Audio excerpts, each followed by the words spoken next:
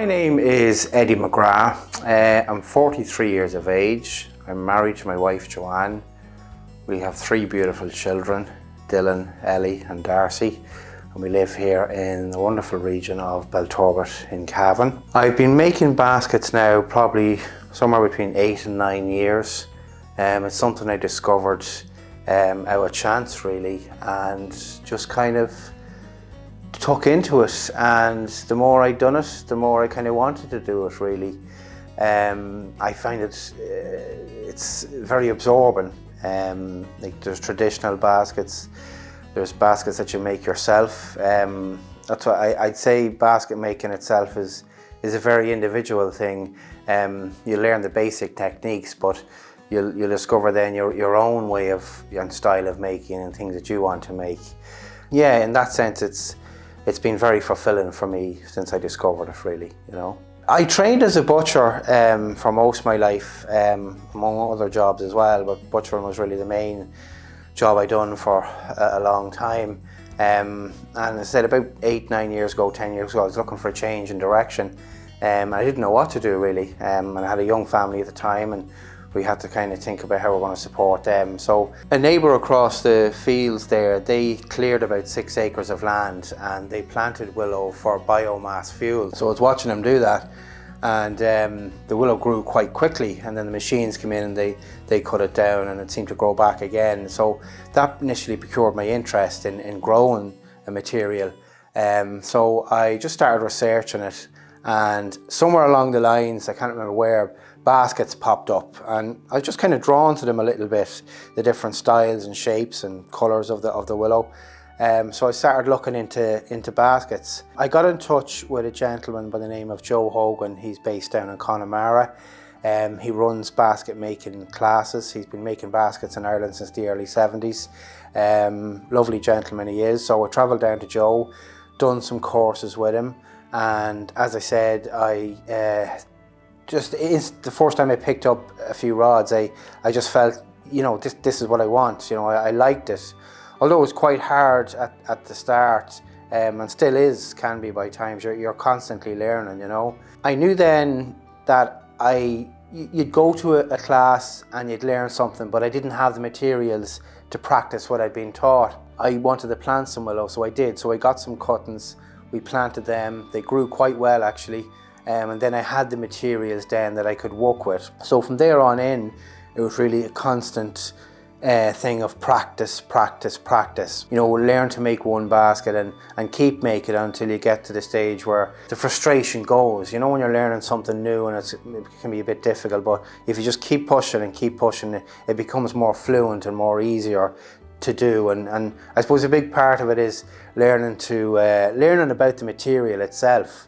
You know, how to get it in the right condition, how to grow it, how to look after it in a way, and that's a big draw for me, is that I can actually produce my own material to make the products from, and that the willow itself is, you know, we cut it in the winter months there in January and February when the plant is dormant, and then that encourages new growth then for the next year. So that's a big plus for me, because I feel like I'm not taking anything away from the environment. And the fact you can create something from, you know, basically a loose bunch of sticks, that you can make a piece that, say, this kind of large basket here that someone can use to, you know, carry stuff around if they're going for a picnic with their family or something, things like that you can make that from a natural material, you know. And really, the only tools required to make a basket like that, they're quite basic really. You have a wee bodkin here. You'd use that for splitting the sticks, so we'll show you that in a wee while. And a wrapping iron, just to tap down the weave every now and again to keep it nice and tight.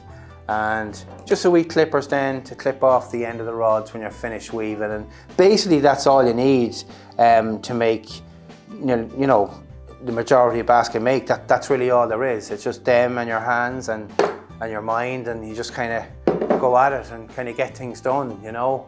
And I find the making process itself, it's absorbing for me anyway. You kind of, you know, the few hours pass and you say, well, oh, that's what I've been doing for the past few hours. So and then you have something that's you know, strong and functional at the end of it, and gives you a good sense of pride actually to know, well, you know, I've done my best at that. And when someone purchases a basket like that, I know that they're going to have something that's going to last them a long, long time. You know, quality is a big factor for me. You know, it's important that the customers receive a quality product, you know, and that's made from local materials. There's some different styles and shapes of basket. You have like your round basket, you have an oval shaped basket, you have square, you know, there's all different kind of styles and shapes. And just to give you a little insight into it, if I was making this small little round little vegetable basket here, how you would start it is you would make the base first, the inside base.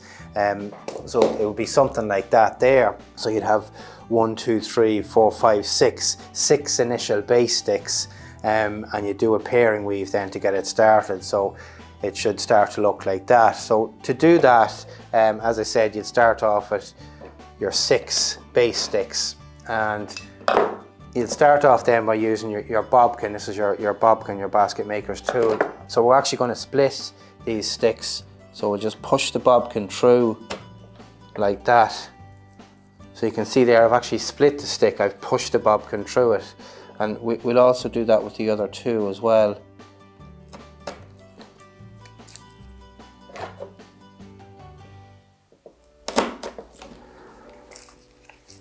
You can do an underfoot base as well if they're making a bigger basket where you don't actually split them. But in small baskets like this, a split stick base is absolutely fine. Let me just run the other 3 in as well, just to make an initial cross to start off with. Like so. So you just have basic cross.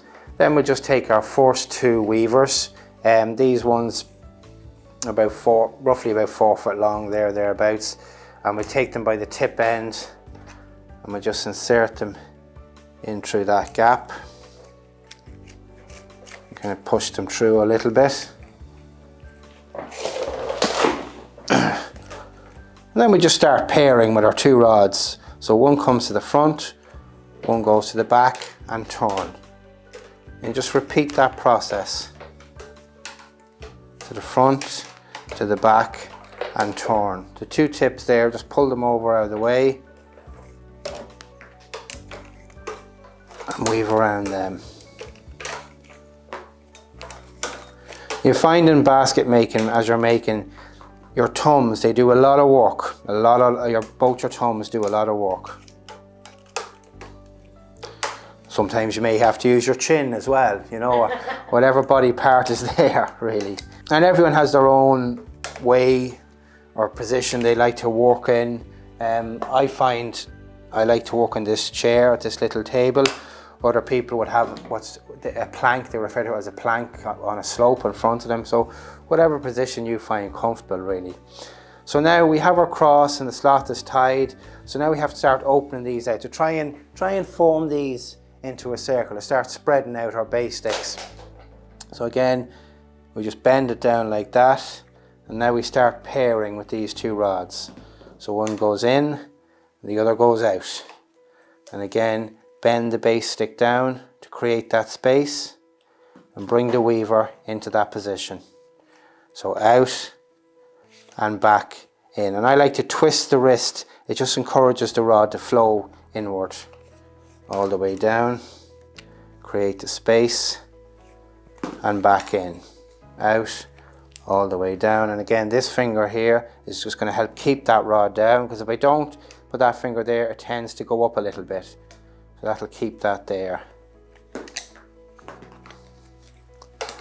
All the way down and back in.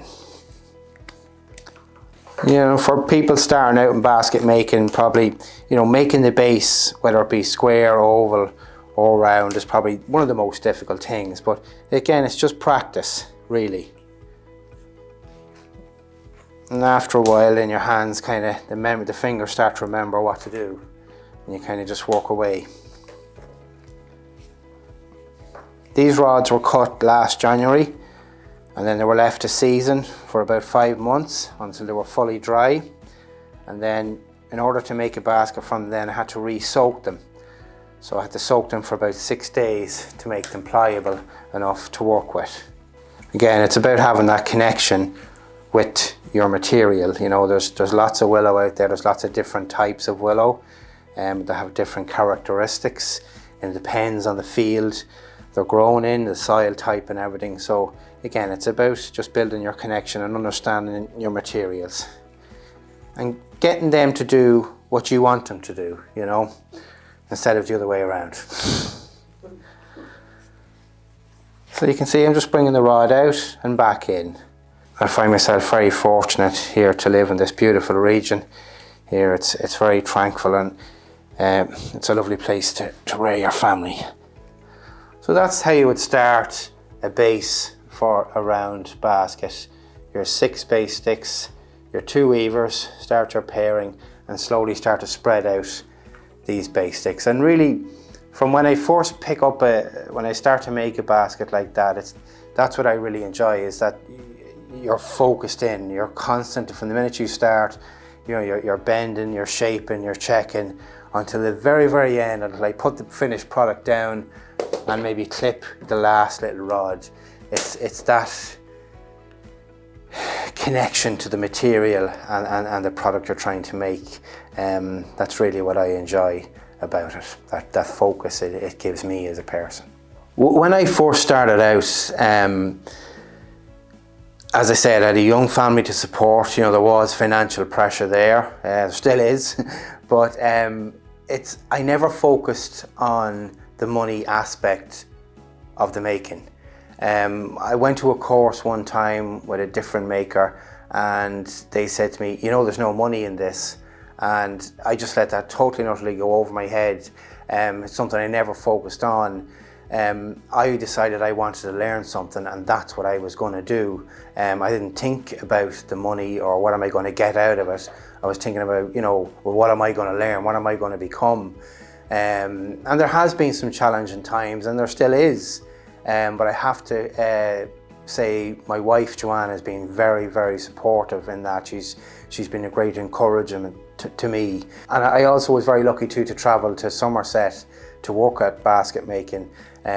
So I had to leave my family and go over for 3 months at a time and learn the work, do the work, and then come back. And that was difficult, but I'd made that decision that that's what I wanted to become. So, you know, there was no plan B, you know what I mean? So I knew it was going to work. It's about commitment, you know, and if, you know, people will have different ideas and but if you believe in something, see it through, and you're going to have challenges and things will come up and things will get in your way and you might have bad times and that, but just keep pushing, keep believing in yourself. You can do it, you know, that's what I really would say.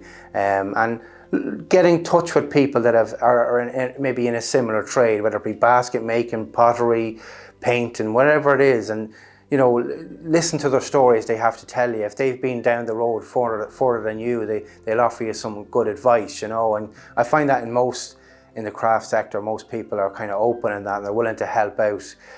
So just believe in yourself, commit. I have a vision in my head of what I want this to become, that the business will continue to expand and will be able to bring more people into it and offer employment.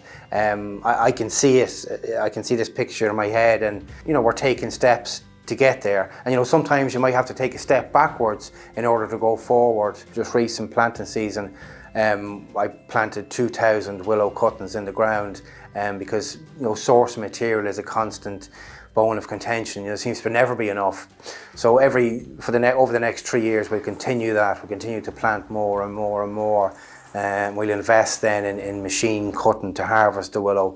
Every basket that's made is made by hand. It's never been mechanized. The cultivation of it though, and the sorting and grading, there has been some mechanization in that. So I think that's a key factor to help to take some of the manual labor out of it, you know. It's about, because it is quite a physical demanding job as such.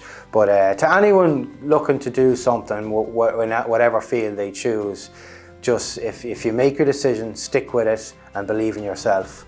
That's one of the key things I would say, you know.